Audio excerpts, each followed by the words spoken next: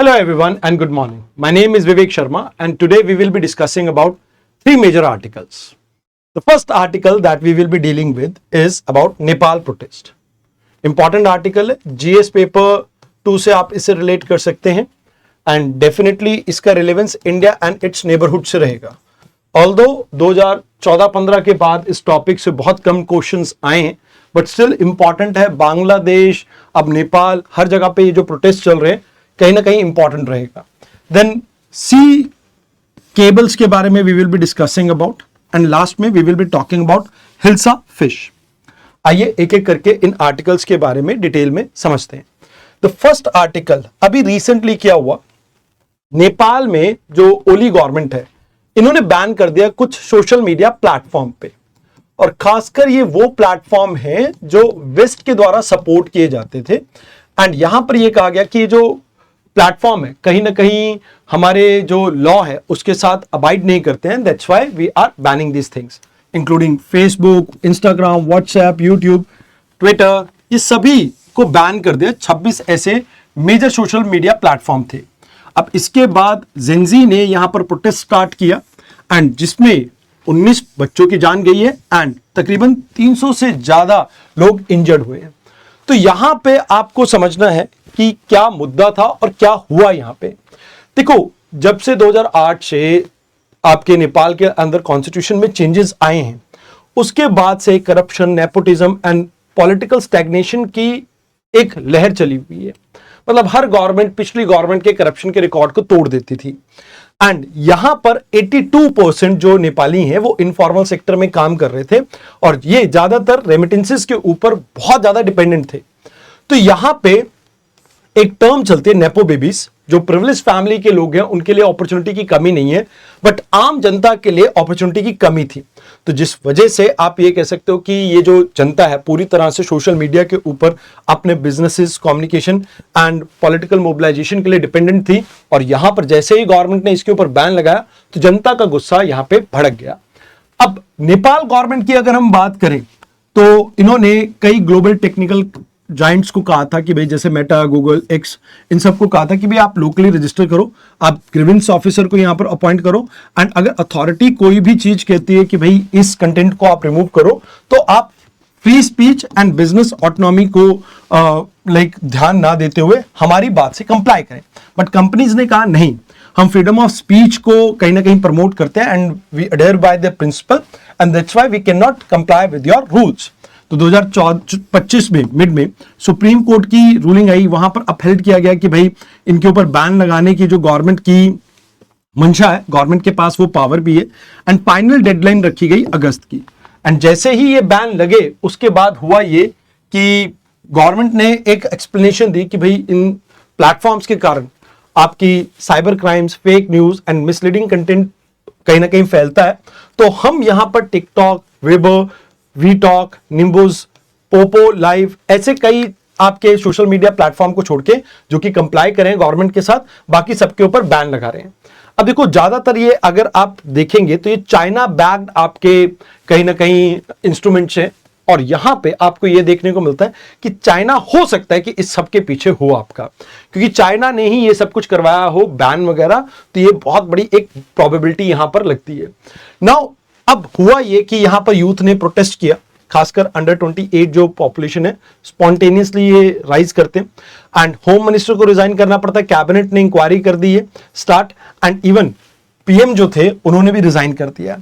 तो कहते हैं कि भाई यहां पर सोसाइटी ने कहा कि ये freedom of speech and expression के लिए कहीं ना कहीं वायलेशन है और इनसे उनके स्मॉल बिजनेसेस, टूरिज्म सेक्टर को कहीं ना कहीं बहुत ज्यादा इंपैक्ट पड़ेगा. दैट्स व्हाई इन्होंने यहां पे इस चीज के अगेंस्ट प्रोटेस्ट की. अब इंडिया के लिए क्या यहां पर सीखने वाली बात है?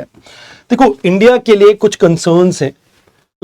अगर आप इंडिया के नेबरहुड में देखें तो कॉन्स्टेंटली आपको प्रोटेस्ट देखने को मिलते हैं, एक इंस्टेबिलिटी देखने को मिलती है और इंस्टेबिलिटी कहीं ना कहीं माइग्रेशन लेके आती है एंड माइग्रेशन की वजह से इंडिया के अंदर थोड़ी प्रॉब्लम आपको देखने को मिल सकती है. दूसरी चीज, अब इस सिचुएशन में अगर गवर्नमेंट ऑफ इंडिया की बात करें, एक अच्छी बात यह भी है कि चाइना का जो इन्फ्लुएंस है थोड़ा लिमिट होने की चांसेस होगी यहां पे. बट अगर ये इंस्टेबिलिटी आती है और यहां पर चाइना के सपोर्ट इन्हें मिलता है तो चाइना फैक्टर एक बार फिर से हमारे लिए एक बड़ी मुसीबत साबित हो सकता है, बिकॉज नेपाल के साथ हम बॉर्डर शेयर करते हैं, ये बफर स्टेट है बिटवीन चाइना एंड इंडिया, तो वो भी एक प्रॉब्लम है। मोर ओवर हमारी जो फ्रेंडशिप ट्रीटी है, रोटी बेटी का रिश्ता है जो नेपाल के साथ, वो काफी समय से आप ये कह सकते हो कि थोड़ा स्ट्रेन है इसमें, बट ये एक अच्छी अपॉर्चुनिटी इंडिया को प्रोवाइड कर सकता है जहां पर इंडिया क्लोजली ऑपरेट करे गवर्नमेंट के साथ, और उनके जो सिस्टमैटिक कंसर्न्स है जैसे अनएम्प्लॉयमेंट से रिलेटेड और बाकी चीजों से रिलेटेड, उसमें गवर्नमेंट की हेल्प करे तो डेफिनेटली इंडिया का जो परसेप्शन है वो इंप्रूव हो सकता है। इंडिया यहां पर पीपल टू पीपल टाई को भी इंप्रूव करने के ऊपर फोकस कर सकता है, तो ये भी आपकी एक हमारे लिए पॉजिटिव हो सकता है। तो ये दो चीजें हैं जो आपको यहां पे ध्यान में रखना है। आइए अब बात करते हैं रेड सी केबल कट्स की। देखो, जो सैटेलाइट के थ्रू आपकी कम्युनिकेशन होती है वो 5% डाटा ही हैंडल करती है, मैक्सिमम आपका जो डाटा है वो अंडर सी केबल्स के थ्रू ऑपरेट करता है। अभी हुआ क्या है, इंडिया यूरोप के बीच में जो रेड सी केबल है वो डैमेज हो गई है, जिसकी वजह से लेटेंसी रेट आपका इंक्रीज हो गया है। अब अंडर सी केबल को पहले समझते हैं एंड देन फिर समझते हैं ये लेटेंसी रेट क्या होता है। अब ये जो लेटेंसी रेट है, इससे भारती एयरटेल, जियो, टाटा कम्युनिकेशन, इन सब के ऊपर आपका असर पड़ा है। अब ये under sea cable fibre optical cable है जिसमें लाइट की स्पीड से आपका डाटा ट्रेवल करता है। सैटेलाइट इतना ज्यादा डाटा हैंडल नहीं कर सकती है, तो इस वजह से आप ये मान के चलो कि ग्लोबल इंटरनेट की बैकबोन इन्हें कहा जाता है, बिकॉज जो भी आपके email, video, financial transaction, cloud services जो भी आपकी जाती है यहीं से जाती है। इंडिया में मुंबई, चेन्नई, कोची मेजर एरियाज हैं जिसके थ्रू ये डाटा केबल्स वर्ल्ड के साथ कनेक्ट होती है। अब यहां पर लेटेंसी की बात की जाए तो आपको यह समझना है लेटेंसी क्या है। जैसे ये यूजर है, ये आपका डाटा सेंटर है, इन दोनों के बीच में डाटा कम्युनिकेशन के अंदर कितना आपको मिली सेकेंड लगते हैं, तो ये आपका लेटेंसी डिटरमाइन करता है। अब जितना कम लेटेंसी उतना ही रियल टाइम बेसिस पे आपकी एप्लीकेशन वर्क कर पाएंगी। तो अभी अगर हम बात करें तो वर्ल्ड ओवर डिपेंडेंट है इन अंडर सी केबल्स के ऊपर।